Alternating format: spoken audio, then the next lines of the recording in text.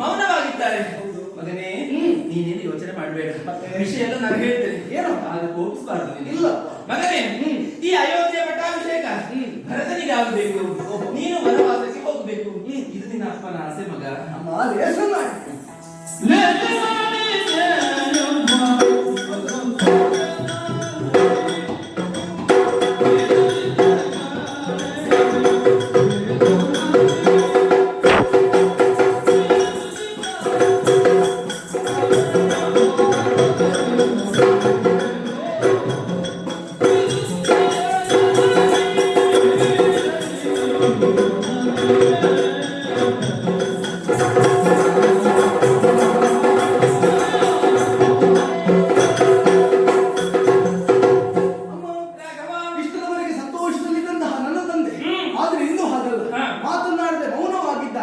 ಅವರ ಮೌನದ ಉತ್ತರವನ್ನು ನೀವು ನೀಡುತ್ತಾ ಇದ್ದೀರಿ. ನೀನು ವನವಾಸವನ್ನು ಕೈಗೊಳ್ಳಬೇಕು ಎನ್ನುವ ಹಾಗೆ ಸತ್ಯ. ಈ ಸ್ವಲ್ಪ ಕಾರ್ಯಕ್ಕೆ ತಂದೆಯವರು ಚಿಂತನೆ ಪಡಿಸಿದ್ದಾರೆ.